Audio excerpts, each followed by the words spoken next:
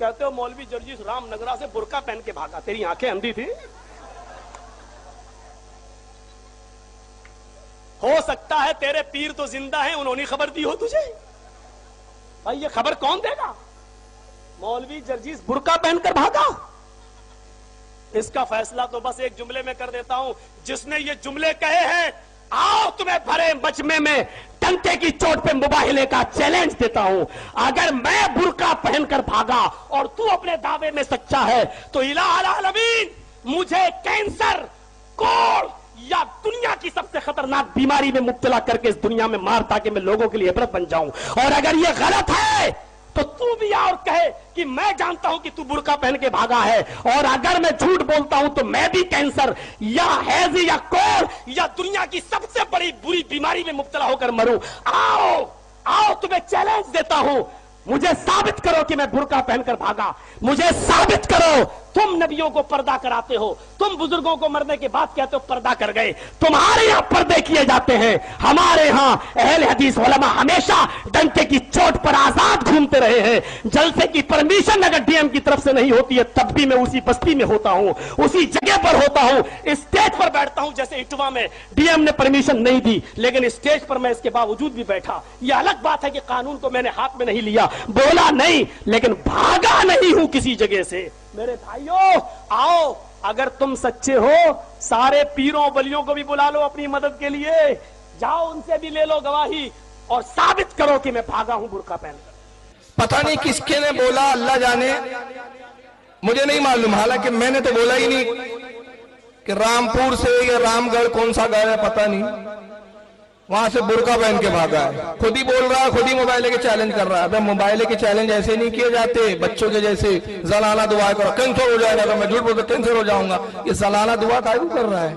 अगर हिम्मत है तो मला मोबाइल ऐसे किए जाते, कड़ाव जला, तेल जला, तो भी कूद, हम भी कूदते हैं। मोबाइल ऐसे किए जाते हमारे। ये नामर्दी वाले मोबाइल तुझे मुबारक हो, कोस रहा है। ये क्या है? मुझे कैंसर हो जाएगा। अबे बोला किसने? पहले उसका नाम बता। तू नाम लेने के लिए डरता क्यों है? हमने ये नहीं बोला, मैंने नहीं कहा कि रामगढ़ से बुर्का पहन के भागा। मुझे नहीं मालूम ये भागा कि नहीं भागा, किसने बोला मुझे नहीं मालूम, उसका मैं जिम्मेदार नहीं। मैं जो बोलता हूं वीडियो की दलीलों के साथ बोलता हूं।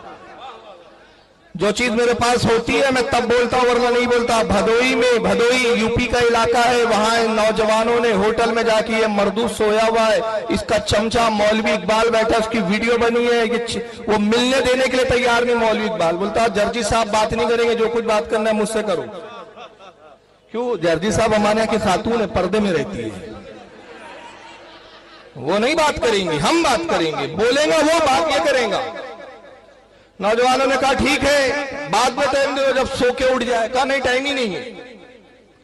कानपुर में आया, कानपुर में मुफ्ती मौलाना इम्तियाज कादरी साहब मौजूद है, जिंदा है, मरे नहीं है। इसकी कयामगाह पर गए, 20 नौजवान 20 तलबा के साथ मुलाकात तक नहीं करने दी गई। कहा जर्जी से आई नहीं, जबकि सो रहा है अंदर। इसकी रिकॉर्डिंग, वहां की तकरीर मौजूद है, तकरीर में बोल के गया, और मेरी तकरीर मौजूद है। इससे एक दिन पहले मैंने तकरीर किया, दूसरे दिन भी तकरीर थी, तीसरे दिन भी तकरीर थी। मैं 3 दिन कानपुर में था, ये एक दिन कानपुर में था। और मैंने पहले दिन में ऐलान किया कल की तकरीर में जर्जिस तकरीर ना करे, मैं भी नहीं करूंगा। मैं भी अपने प्रोग्राम को रद्द करता हूं, तू भी कर। कल ना तू तकरीर करे ना कल मैं तकरीर करूंगा, दोनों कल मुनाजरा करेंगे। और मैंने कहा अगर तू मुनाजरे के लिए तैयार नहीं तो मैं ऐलान करूंगा औलाद है।